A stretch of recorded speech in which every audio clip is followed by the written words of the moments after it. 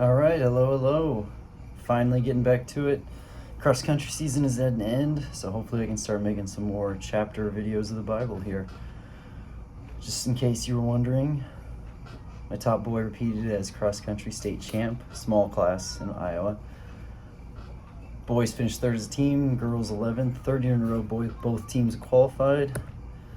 Hoping we can continue the streak. We're losing, my top boy's a senior, we're losing some other seniors from both teams, so. But I do have the small class 8th grade middle school state champion coming up, so hopefully he keeps working. Anyway, chapter 7, verse 1. When Moses finished setting up the tabernacle, he anointed and consecrated it and all its furnishings. He also anointed and consecrated the altar and all its utensils. Then the leaders of Israel, the heads of families who were the tribal leaders in charge of those who were counted, made offerings. They brought as their gifts before the Lord 6 covered carts and 12 oxen, an ox from each leader and a cart from every 2. These they presented before the tabernacle. The Lord said to Moses, "Accept these from them, that they may be used in the work at the tent of meeting. Give them to the Levites as each man's work requires." Okay, so before I get into the commentary, the actual Enduring Word Bible commentary, just start at the beginning here. So, and I'm of this camp, but the constant ritualistic procedures that are involved in church and stuff like this can seem very droning, especially when I was younger. Now that I get older, I understand it, and I understand the purpose. And I've said it in my videos before a bunch of times, and I'll say it again. Anointed and consecrate in front of everyone the tabernacle and the altar and all its utensils. It's to show the importance of this. If you don't take something seriously, nobody else will. If you don't show reverence for something, nobody else will. So if you're just lackadaisical with use these things, use those things, here, this will work, people are going to be lackadaisical about taking care of it, about putting it away, about treating it properly. I mean, this is true just as a PE teacher with my equipment. If I don't show the equipment care, then the kids don't really see why they have to show the equipment care. If I don't make it, known that this is something you need to be responsible with, even something as simple as the basketballs, if I don't explain to them and make sure that they understand that this is important, we got to take care of this stuff, they're not going to. And that's the consecration, the anointing. It's showing that this is an important thing, that the offerings, that the Lord, the temple, this stuff is important, to keep it important in their mind's eye. And then I just appreciate the offerings, how it's just useful stuff like oxens and carts. It's just for the Levites to use, because the Levites aren't allowed to really own anything. They get a portion of the sacrifices to sustain themselves, but their job is to take care of the holy things and to be the priests of the people. I don't think there's going to be much more than that in the commentary.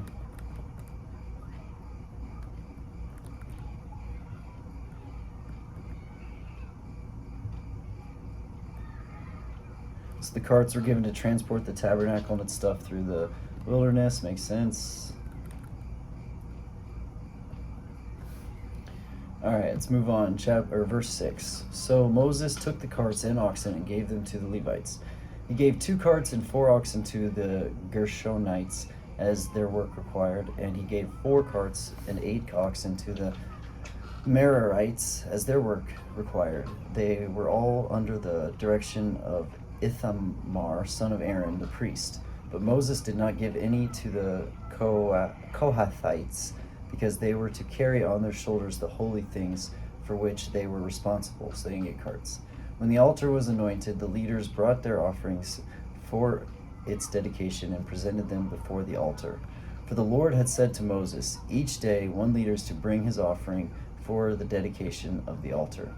The one who brought his offering on the first day was Nahshon, son of Amminadab, of the tribe of Judah. All right. Something that I appreciate quite a bit is the usefulness of the offerings. everyone who goes to church knows what offerings is now. It's just putting money in the plate, money in the plate. And that's fine. There's things that the church, as church board president of my church, trust me, we got to pay for a bat guy to make sure bats aren't in the rafters. We got to make sure that the AC units are running well, the electrical works good, pay for people to clean the carpets and whatnot. The old churches, we might have some flooding in the basement, the HVAC units. So there is stuff. And then one thing I appreciate, but I'm not going to get into denomination, but our denomination, one reason my grandparents chose it is because it allows for a lot of local control. Like, you kind of get to decide how much you are going to send to the parent denomination organization. And I appreciate that, because we try to keep as much of it local as we can. And I think that's important. You give the carts, you give the things they actually need. A lot of people just give money, and again, that's okay. I'm not knocking that, but you don't always know where that money's going. And it sounds judgmental, I don't mean it to, but it's almost like a lazy way of contributing. Contribute your time, contribute something that's going to be needed or useful. We had a gentleman who his wife and his kids would go to church, but after his kids graduate, he doesn't really enjoy church. But what he does do is every year for our chicken noodle dinner that we have at our town celebration, it's our big money maker for our church, for all the charities that we do, and he peels potatoes. He loves doing it. He works the kitchen the whole time, friendly guy. That's something that he can do to contribute. Think about the ways that you can make an offering that actually that directly make a difference to the people around you. If you can fix yourself, you can fix your family, you can fix your neighborhood, you can fix your community, and expand it outward. But it's got to start with the things that are actually useful. So I'll get into what Nashon's offering was. The first one, his offering was 1 silver plate weighing 130 shekels. Whoa. And 1 silver sprinkling bowl weighing 70 shekels, both according to the sanctuary shekel, each filled with the finest flour mixed with olive oil as a grain offering. 1 goldfish weighing 10 shekels, filled with incense, 1 young bull, 1 ram, and 1 male lamb, a year old, for a burnt offering. 1 male goat for a sin offering. 2 oxen, 5 rams, 5 male goats, and 5 male lambs, a year old, to be sacrificed as a fellowship offering. So we went over all the offerings before.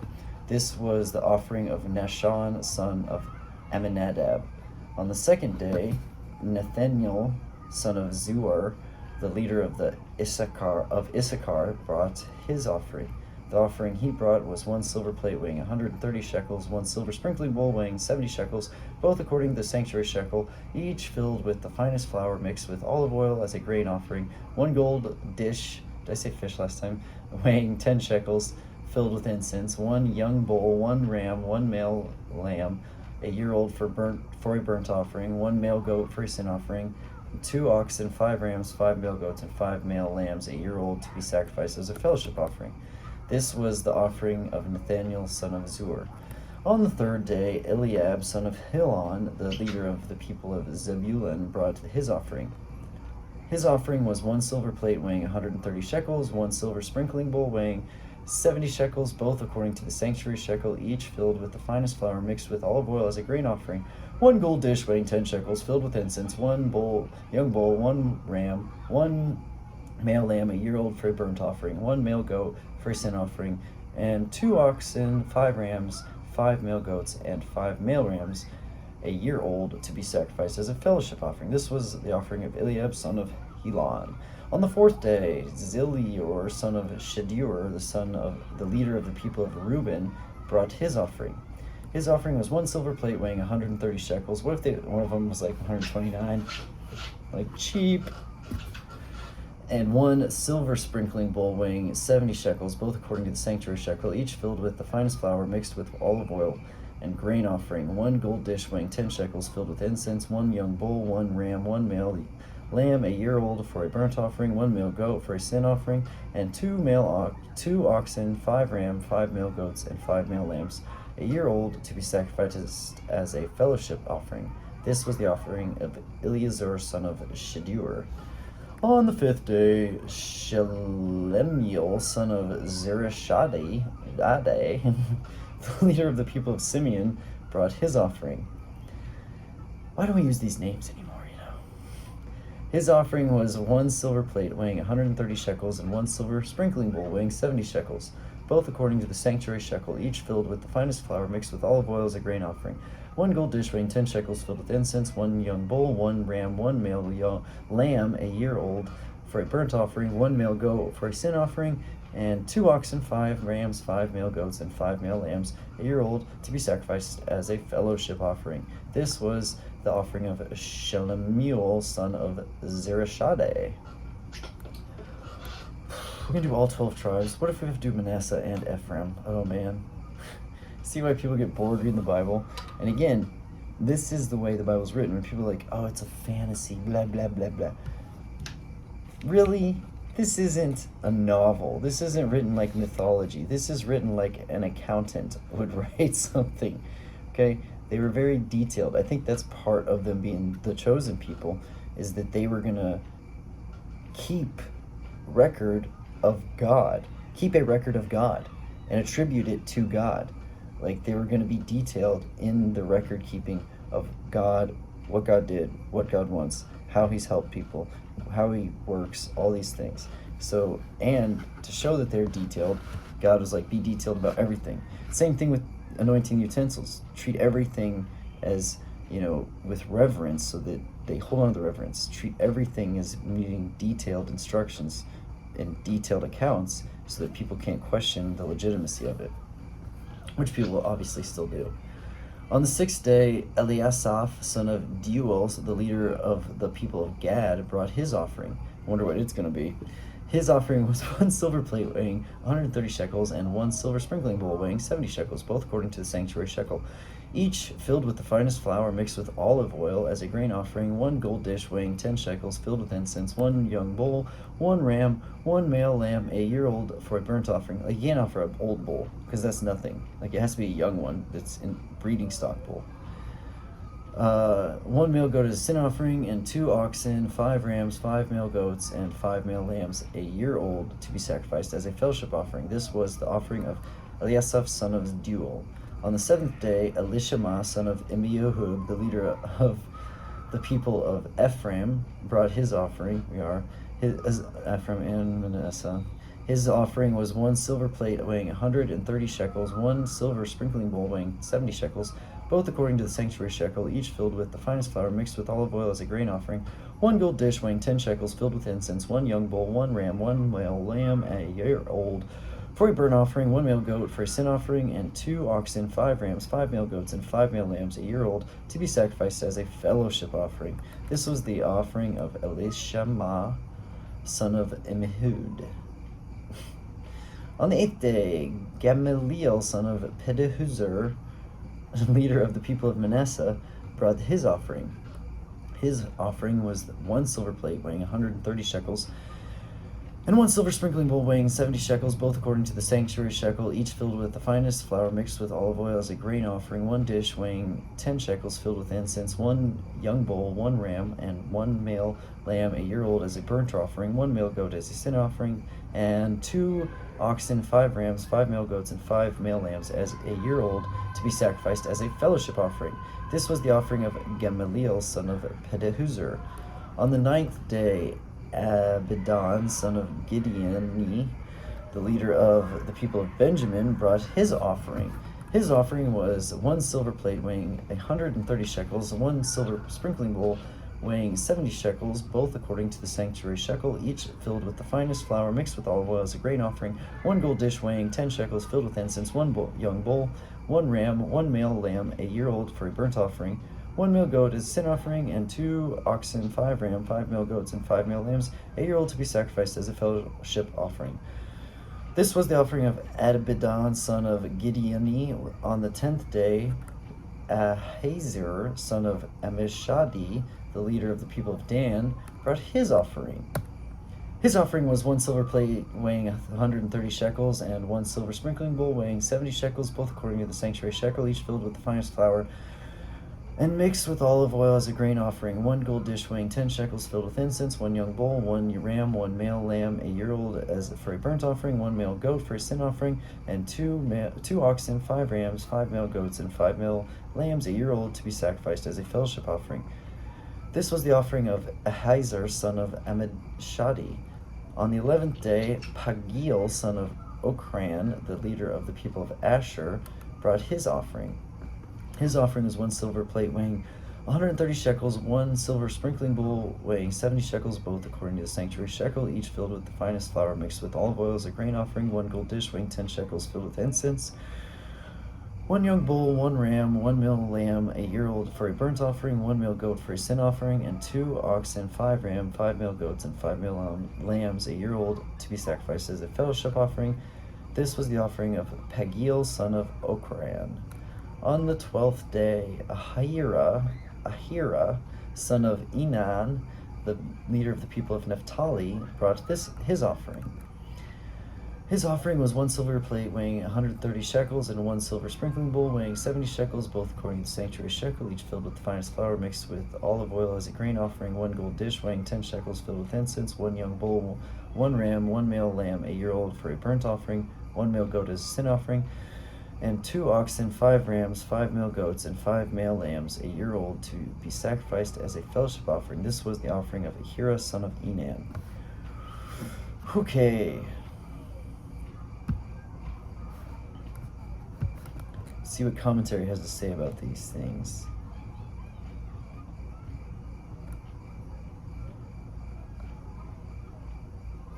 So each day, a different leader of a tribe presents their offering to show their tribe's allegiance to Yahweh.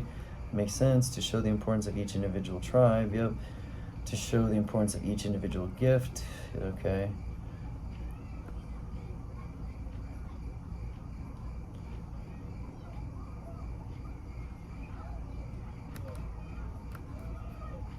The silver platter. Each leader brought a silver platter and a silver bowl, each silver plate weighing about 3 pounds, each silver bowl weighing 2 pounds, and a gold shovel about 4 ounces. The term clearly they were generous in the giving. God must show promised land because how to be giver. Show promised land people how to be givers. One of the best measures of one who has moved from a slave mindset to a promised land mindset. The slave by nature is a taker because he is often unsure of provisions. People suited to God's promised land are generous because they trust in God who has promised to meet all their needs. I like that.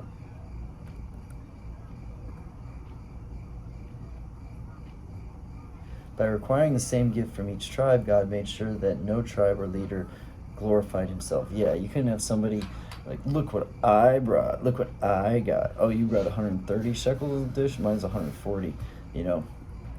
And they're one upping each other, and they can like make claims that they knew better, did better, or have more say. All right, these were the offerings of the Israelite leaders for the dedication of the altar when it was anointed. 12 silver plates, 12 silver sprinkling bowls, 12 gold dishes, each silver plate weighing 130 shekels, each sprinkling bowl 70 shekels. Altogether, the silver dishes weighed 2,400 shekels, according to the sanctuary shekel. The 12 gold dishes filled with incense weighing 10 shekels each, according to the sanctuary shekel. Altogether, the gold dishes weighed 120 shekels. The total number of animals for the burnt offering came to 12 young bulls, 12 rams, and 12 male lambs, a year old.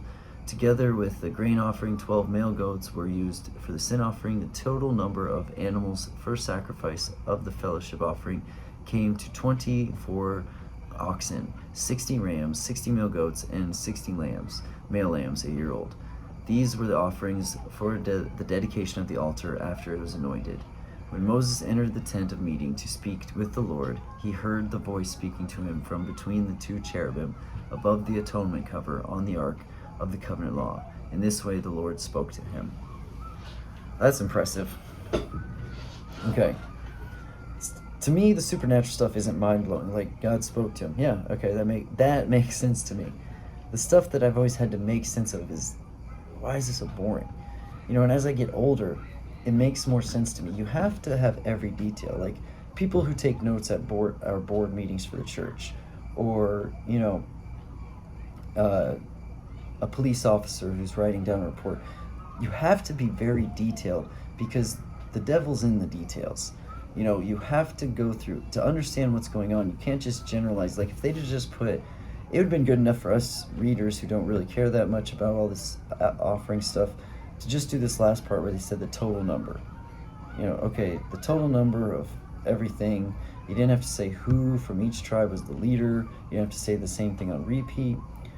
But when you're looking at what happened here and why this happened, you're able to see more. Like if we didn't show that each tribe gave the same amount and we just put what the total weight was, 10, 3, 4, 5, 6 generations down, Manasseh, Ephraim, Dan's tribe could make claim that they dedicated more shekels worth of silver. Therefore they have more sway over the tribes and all this stuff. And this goes for everything. If you're not into the details, you don't truly see the picture. I mean, that's what's happened with like a lot of the world wars and a lot of our history, is people will be taught like these small little things or these generic overlapses, but they won't be taught the detail stuff, so they don't really know what happened. They don't really know the politics of World War I and how it led into World War II and all these things. They don't understand the politics that went behind the Iraq wars and Russia going into Afghanistan, the fall of the Soviet Union, all this stuff, because it's in the details. And not everyone has time, obviously, but that's what was important to God when he had the people doing all this stuff. You have to record the details. You have to be stringent with the details.